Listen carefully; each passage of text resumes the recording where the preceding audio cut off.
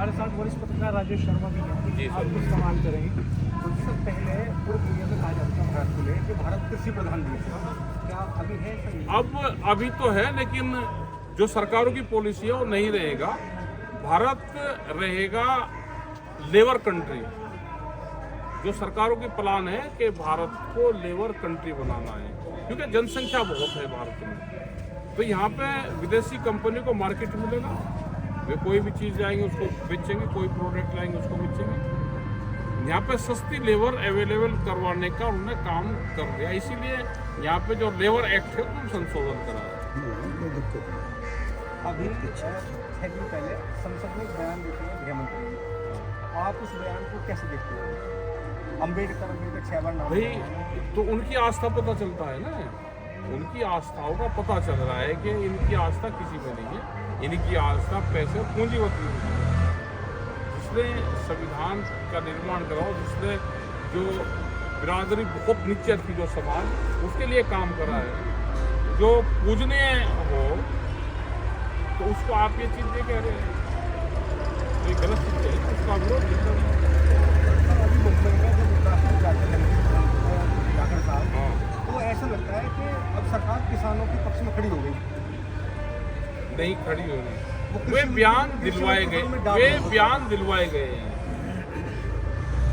भाई। अपना ही जो विपक्ष को काम करना था, अपने यहीं पे विपक्ष को कर दो भाई। धनखड़ को जाट लीडर धनखड़ को बना देंगे, किसान लीडर भी धनखड़ को बना देंगे। पहले एक पोस्टाल हुआ था।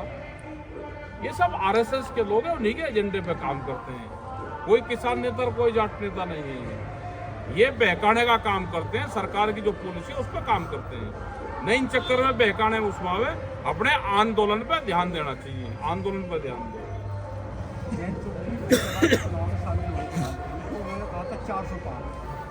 वही नारा तो लगाओगे, जिसके वहाँ पे जाओगे, जिसकी बारात में जाओगे तो उसी के बाजे पे तो ताल लगानी पड़ेगी।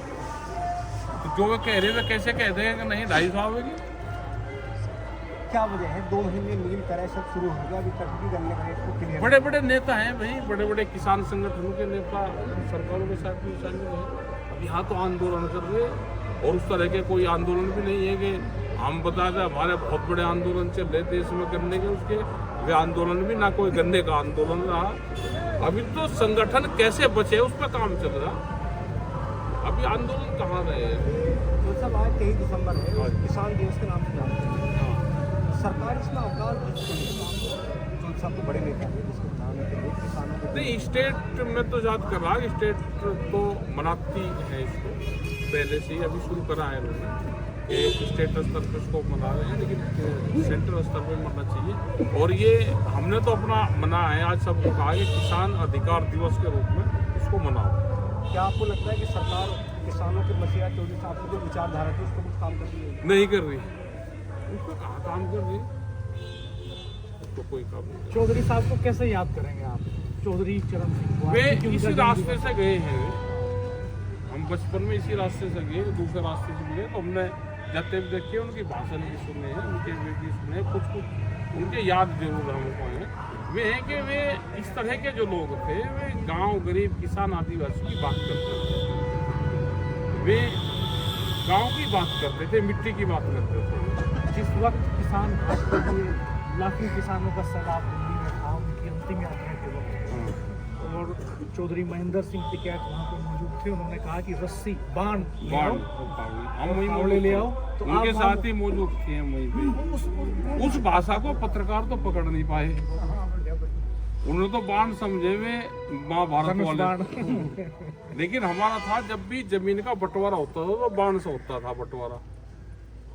और बस जब उन्होंने वही समझ लिया कि धनुष बाण है, तो उन्होंने सोचा कि धनुष बाण ही आया थे, तो क्यों फिर अपना स्पष्टीकरण थे कि वे बाण घाट के बाण थे। तो उसी से वो घाट मिला था। गोला लाठी वाला मामला, गोला लाठी वाला तो बहुत अंग्रेजी वो है। गोला लाठी गुरिल्ला युद्ध का एक हथियार था, जो महाराजा शिवाजी ने भी उसका इस्तेमाल करा है। और उन्होंने इस क्षेत्र से खाप पंचायतों का वो एक सजा देने का बहुत पुराना एक पैटर्न था, जिससे ना चोट लगती और आदमी पूरा लॉक हो जाता है, एक रस्सी और एक डंडे से पूरा लॉक हो जाता है। हजारों किसान आपका संबोधन सुनने के इंतजार में हैं। एक सवाल बस, इस बातचीत का आखिरी सवाल, आपसे बातचीत लगातार करते रहेंगे क्योंकि आंदोलन भी चलते रहेंगे जी, जी। और हम लोगों का काम भी चलता रहेगा।